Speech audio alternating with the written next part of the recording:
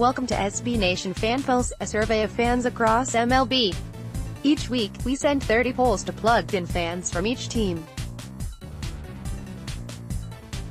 If you'd like to be included in the survey of Mariners fans, sign up here to join FanPulse. It's the second week of FanPulse results already? But I didn't get you anything. Wait, I did, and it's these poll results. Last week, if you will recall, we asked you if you approved of the job Scott Servais is doing as manager, and 96% of you gave him the thumbs up. 1 week and one Zach Rosscup left in to face Mike Trout later, that number has plummeted to 79%. In happier news, the number of fans who feel confident in the direction of the team has increased from 88% to 92%. That's what a hot start will do for ya. This week, we asked about the off-season, and the results are in. We also tried something new this week and asked an open-ended question: what would you have done differently? Here are some of the responses we got. Ems did not get enough for Jean Segura. Would have kept him or traded him for more than what we received. Signed Craig Kimbrell. I'm just not sure on the result we got for Paxton. Also, the Segura trade was a little iffy for me.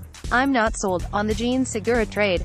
We trade a great 29-year-old shortstop, 2 decent relievers, and clear money in 2021-2022 for a potentially great 24-year-old shortstop and a great designated hitter. Seems like we should have gotten more out of trading Jean Segura. Perhaps Jean Segura wasn't a good personality fit and they see more upside in Crawford.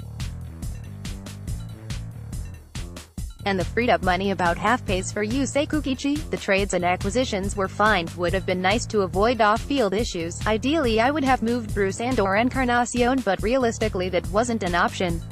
I wish they didn't package Diaz and Cano. However, I still like that trade, but since they did it I wish we saw more bullpen additions, whether it be young guys or veterans. I would have preferred to go all in, or collected higher ceiling prospects, strip the team down. I thought packaging Diaz with Cano was a mistake, especially with taking on part of the contract. Nothing. Dipoto did what had to be done. I wasn't sure we needed the full dismantle, but I'm optimistic of what the team could achieve over the next few seasons. $8 to $27 million in cut Felix. I wish we had received more prospects or young big leaguers in the Edwin Diaz trade. Trading a closer at peak value is generally smart, even though it hurts that Diaz is still young and cheap. But it seems like the priority was including Cano as a salary dump rather than acquiring talent.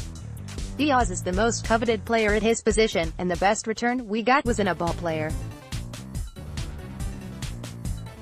The Mariners are all in on Kelenic being an all-star, and this trade becomes a failure if he's not. I'm nervous about the quality of return in the rebuilding trades. The general theme here, then, is that survey respondents are on board with the rebuild, but unsure about the quality of prospect return. No pressure, Jard. Given the Mariners' checkered history with developing players, it's certainly understandable that fans are hesitant about trading an Edwin in the hand for 2 potential Monteros, Ackleys, name it in the bush.